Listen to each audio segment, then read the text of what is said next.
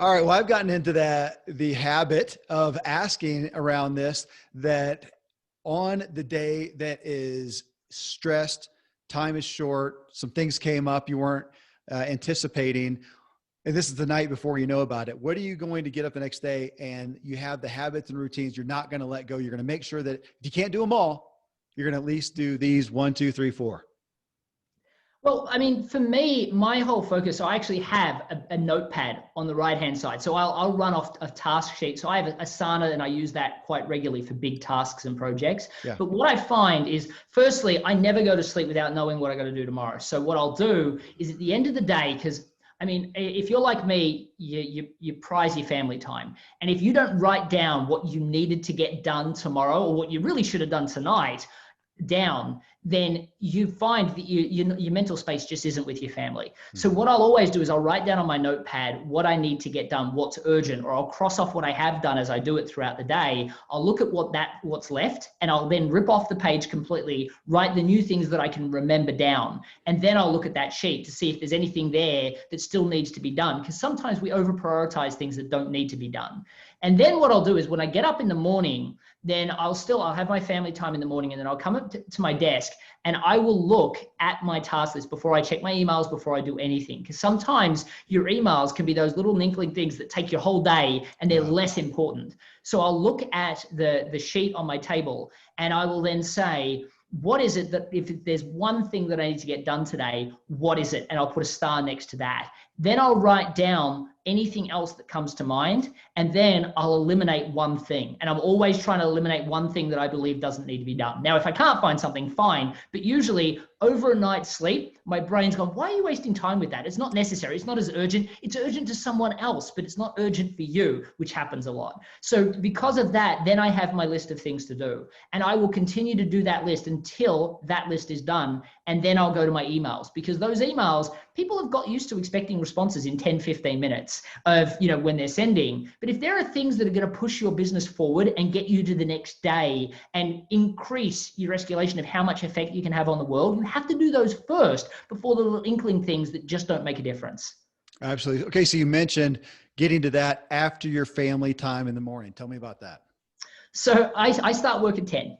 And the reason I start work at 10 is because I think that, what happens, like when people get home from work and they kind of had big days and they're not mentally free, they're tired, and they kind of just want to eat dinner and go to bed, or eat dinner, sit in front of the TV and go to bed. So for me, I mean, as an introvert especially, a lot of my energy is used in coaching or podcast interviews and things like that. So sometimes I'm mentally tired in the afternoon, but I want my family to benefit from me in the morning. So in the mornings, we'll have breakfast together. We'll enjoy our time. We may switch on the TV from time to time, but more often it's outdoor coffees and things like that, unless it's raining and it's a horrible day and things like that. But, for me, the morning is the time that we get to enjoy each other. So, we get up at 7:30 and we don't start until 10. It gives us a nice bit of time to enjoy each other's company. And then, we still knock off and enjoy each other's company at night, but it's a different type of quality enjoyment of each other's time. We're in each other's spaces,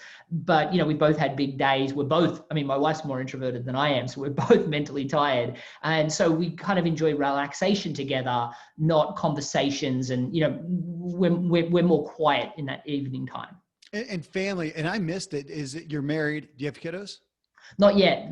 We got married just over a year ago. Oh, so, excellent. Congratulations. Those conversations are coming up. Check in with me in a year or two. All right. Well, I'm a good one to talk to about that. I've got more than I can count at this point. So tell me about the physical wellness side. What do you do for that area of your life, Matthew? So I'm a runner, and I will say, especially during COVID, without my running, because I'm not as active, I tend to, I found when I didn't go running, I'd get a little bit of anxiety with the not knowing what's going on and things like that. And even though, my business boomed during COVID, just like a lot of people that had great online brands, the the just not using all of the energy was an issue. So, for me, I run I like to go for long runs. So I'll run in the afternoon, or I'll take a long lunch break. Sometimes I'll go for a run in the morning if I just feel like it's funny. I'll go for a run if I can't figure out how to prioritize things, and I'll be like, oh, there's just too much to do. I'll go for a run, and then all of a sudden it doesn't seem as hard as I thought it did. Absolutely. And I've already figured out how to handle a bunch of the situations. So for me, running is a really big thing. Oxygenizing is really important. But yeah, so for me it's that. I mean, yes, I do weight training and things like that, but that's more about maintaining so I don't end up like a blob on a chair. But the running is really, I do that for me. Do you do any kind of races or anything, or to that level, just for you? No, I mean, I used to do competitive running when I was in like high school. Oh, did you? But for now, I just really, I do it for me. And my wife thinks I'm ridiculous, but I go for a long run in through the bike track around our neighborhood because there's lots of uneven rocks and it's a lot of fun. I've only hurt my ankle twice in the last 2 years we've lived here, so it's fine. But for me, I just really enjoy that kind of physical, kind of mental challenge of running that way. But yeah, no, I mean, for me, I do it for me. And I think that's another thing that a lot of people, they'll exercise to look good for others. They'll do it because their doctor said so. I do it because I feel better when I do it, and I do it for me. Mm-hmm. I'm the same way. I do. We live up here in the mountains, and I like to wait till it's a little warmer. So I do it later, but there's a lot of times when I'll be working and just realize, man, I'm missing something, and I'll go out, and that's when things gel for me. Well, hey, if you're ever out here in Colorado and you like technical runs, those are my favorite. I've got some killer ones we should go out and do together. Mate, I'll be up there speaking at an event in July, so I might take you up on that. Do. There's some beautiful, beautiful runs here. How about on the nutrition side? Anything you guys do specifically there? So I have found that until I got married, I found that I did not know as much about nutrition as I was told after I got married that I thought I did, right? So, I thought I ate healthy. I did not eat healthy, right? So I would eat chicken, steak. I wouldn't eat a lot of processed food. I'd eat a lot of bok choy, but I eat a lot of the same stuff because, I knew how to cook that, and that's what I did. So now I have to say when I go on the speaking circuit, I am much less healthy than when I'm at home. But when I'm at home, my wife makes sure that I eat healthy, and my energy levels are massively different. My stress levels, just how I feel is different. So, we always have organic, we always have clean food. Everything's a home cooked meal always. And I love that. So, I am incredibly healthy eater. And, but it's not because of my energy. It's because my wife puts in that energy to make sure that I eat healthy. And I appreciate that. How about on the financial side, habits there? And it's always interesting to talk to people who have done well, and you're blessed monetarily now, but you weren't always there. What were some of the things other than just making a lot of money, which maybe that's it, but what are some of the financial habits? So I went through a stage where I'm not proud of. I grew up relatively poor. So, and I mean, poor by Australian standards. I mean, there's a lot more people that were much worse off than I was. But I grew up being embarrassed of the things that we didn't have. And because of that, I had a job at McDonald's from 14 to 9 months, and I started to buy myself some stuff. But I started to earn amazing money when I was just around end of 18, 19, when I started to make amazing money selling telecommunications door to door. And I have to tell you that I bought everything that I thought I could need that could make me happy. I remember my parents went to my apartment, and I had, the latex mattress, the latex pillows, the fancy this, the fancy that, right? Everything that was the best I had. I spent fortunes on clothes that I never wore just because I enjoyed doing that. And I'm almost embarrassed that I did that now, because none of that made me happy. It was completely wasteful. However, one of the things, as soon as I got my sanity back, that I realized is that in my personal life, I behave poor. In my business life, I behave rich. Money's not important. So the reason why I say that is because I think we spend a lot of money on things that make us feel good. I think it was Will Smith that said, we spend our lives spending money we don't have to impress people we don't like with things we don't need. Yeah. And for me, I found that I did that in my early life, and I'm embarrassed that I did that. But now, a lot of my brand is, I show people how to obtain rapid growth on a really low budget, right? So the background you see behind me, it looks professional, but it only cost a couple of $100. $20, right? So I don't spend money when I don't need to spend money. So one of the things, like I will spend, $80,000 on developing an online training program because I feel like it's going to create an ROI. But if I got told I could have a $20 bookcase or a $200 bookcase and I felt like there was no difference, I'm not going to spend that extra money. So the answer is, don't spend money you don't need to when you're in your personal life. In your business life, do what needs to be done and don't have a budget, i.e. don't have a mindset where you don't want to spend any money, because that's going to set you up for failure in your business. Though, don't spend money that you don't need to.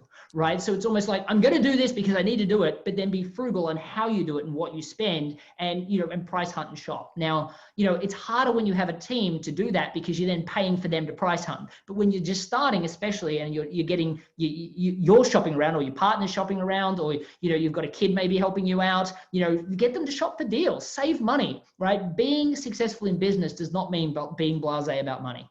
Awesome. How about relational health? What are some of the habits and routines there, which I'm interested to ask, because as the introvert, I'm going to guess that it's not 100 of your closest friends that you're pursuing every day. So I don't sell to friends. I never have sold to friends. And that, I guess that's the introvert within me. I know that I can make sales and I can network with people external. I mean, that's what my whole book's about, right? So for me, I've never really worried about that. But, learning how not to sell to your partner, not to sell to your friends, not to sell to your family is super important, right? And you've got to remember that when you learn how to sell, when you learn how to network, your home life's very different. And you also have to have, like, I'm a person that has rules and boundaries. Like, I block out family time. And, for me, I love what I'm doing. I'm so passionate about what I'm doing. It's easy to get lost in my day-to-day work. So for me, what I find is I block out family time in my month. And my rule is I can move it. Like, if something comes up, I can move it within the month, but I can't move it to the next month. And the reason for that is otherwise you're always moving things forward. So having dedicated family time, we talked about the exercise I do to be mentally free before I go downstairs. And I do, if I have a coaching session or something like that, when I, at the end of the day, I'll watch 10 or 15 minutes of Netflix just to change the framing of my brain before I go downstairs. So I'm mentally there. I think relationship health is, if your relationship is unhealthy, then your business is unhealthy, because you bring self-destructive behaviors into your work and career, right? So for me, I feel that all success stems from relationship health. And I don't just mean with, your husband or wife. I think that, a lot of people, it saddens me to see them not have great relationships with their parents and their kids and things like that.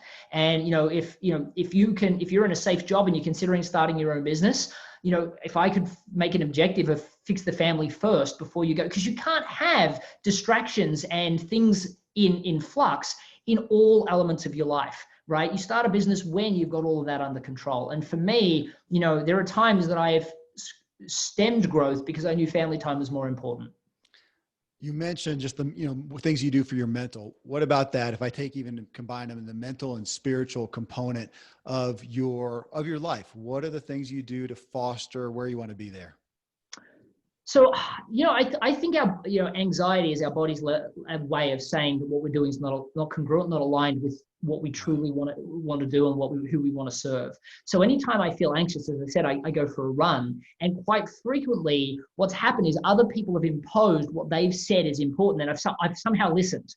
And then I go for a run and I realize what's actually important to me. And I'm like, why am I even bothering with this stuff?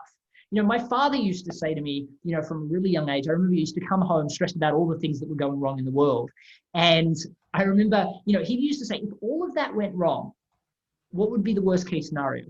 And my response was always, oh, it could actually be better. And then all of a sudden it brought everything into reality. So I think that, mental health is bringing things into perspective, right? I think that if you feel anxious, go and, in the earlier podcast we just did together, I talked about a podcast that I have called The Better Business Coach. And I talk about an exercise. It's episode 17, Forget About Goals, Why is the Key to Success? And what I find is when people are incongruent in their goals, because we tend to inherit our goals from our mother, our father, our, drunk friends we had in college, we hear these things, we're like, that's what I want. And then we start to get towards it, we put energy behind it, and we're like, why am I anxious about this? And more often than not, it's because you're pursuing the wrong ends. Now, I know personally, I've earned incredible income I've had great relationships with my family, but I've still been mentally unhealthy. And the reason being is because I was doing something that didn't fulfill me, that wasn't aligned with my overall values. And that's why I've changed and repositioned what I do to what I love. So I think as long as you're always doing what you're passionate about, as long as you're always following a mission, then your mental clarity, your mental health stays very clear. Like for me during COVID, a lot of people, had, a lot of mental torment during this time. I was rock solid and fine because what I was doing was aligned with what I wanted to be doing. I think a lot of people went, I did this because it was supposed to be the easy thing or the thing that was supposed to make me money.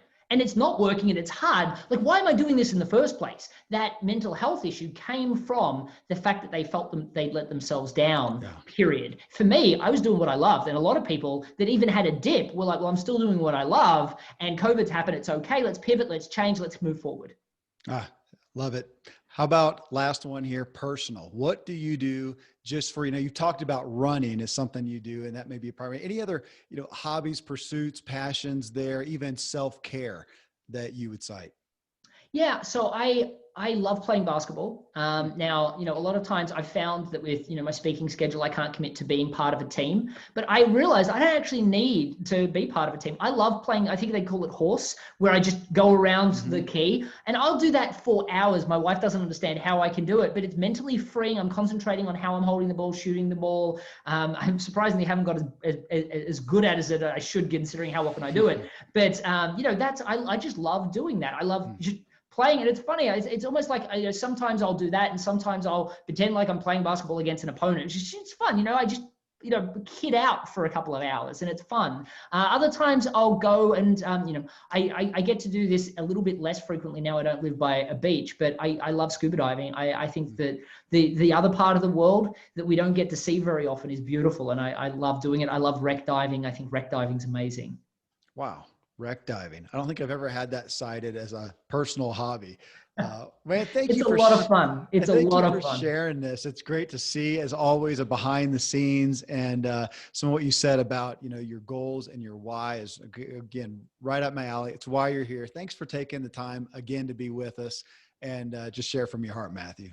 Mate, it was my absolute pleasure. I think that personal strategy is so much more important than business strategy. And it's the reason why most people fail in business and life or end up successful and have lost their family along the way. So I think this topic's really important. Well said.